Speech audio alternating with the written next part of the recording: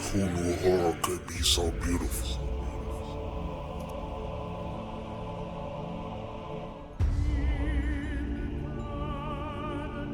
I never believed in ghosts.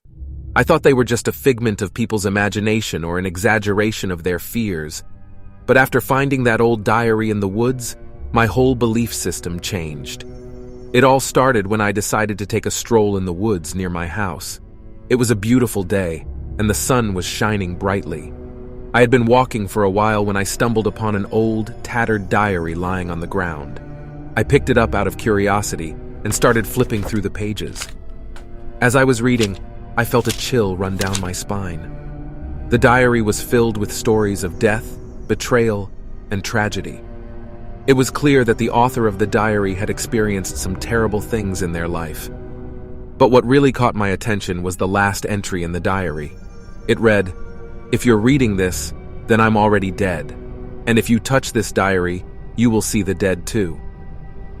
I scoffed at the entry, thinking it was just a ploy to scare people. But then, as if on cue, I heard a faint whisper behind me. I turned around, but no one was there. I tried to shake off the feeling and continued to walk home. That night, I couldn't sleep. Every time I closed my eyes, I saw the words of the diary flashing before me. I decided to read it again, hoping to make sense of it all. As soon as I touched the diary, I felt a cold sensation wash over me. Suddenly, I was transported to a different place, a different time. I was standing in the middle of a battlefield, surrounded by soldiers who had been killed in battle. I tried to scream, but no sound came out. I was terrified, but I couldn't move. It was like I was frozen in time, stuck in this strange place. The soldiers around me started to move, and their ghostly bodies passed through me as they went about their business. After what felt like an eternity, I was finally able to move again. I ran out of the room and back to my house. I locked the diary in a drawer and tried to forget about it, but it was too late. I had already been marked. From that moment on, I started seeing dead people everywhere I went. They would appear out of nowhere, whispering to me in hushed tones. It was as if they were trying to tell me something, but I couldn't understand what it was. I became a recluse, avoiding any kind of human interaction. I didn't want to risk anyone else seeing the dead. I spent my days reading the diary, hoping to find a way to break the curse. But the more I read, the more I realized that there was no way out. The diary belonged to a woman named Sarah, who had lost her husband and child in a terrible accident. She had written the diary as a way to cope with her grief, but it had ended up being her downfall. She had seen the dead too, and they had driven her to insanity. I realized that the only way to break the curse was to destroy the diary, but I couldn't bring myself to do it.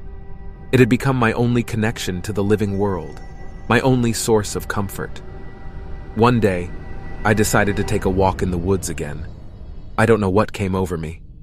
Maybe it was the desperation to escape the curse, or maybe it was the hope that I would find some kind of solution. As I walked, I stumbled upon a group of people camping in the woods. They looked up as I approached, and I could see the fear in their eyes. I knew why they were scared. They could see the dead that were following me. I tried to explain, to tell them that I wasn't dangerous, that I was just cursed, but they didn't listen. They picked up their things and started to run away, leaving me alone in the woods once again. As I watched them go, I knew that I couldn't keep living like this. I had to destroy the diary, even if it meant losing my only connection to the world. I walked back to my house, determined to end this curse once and for all. When I got home, I went straight to the drawer where the diary was hidden. I picked it up, feeling the coldness seep through my fingers. I hesitated for a moment, but then I steeled myself and opened the diary to the last page. With a deep breath, I ripped out the last page, the one with the curse. And then I ripped out the rest of the pages, one by one, until the diary was nothing but scraps of paper.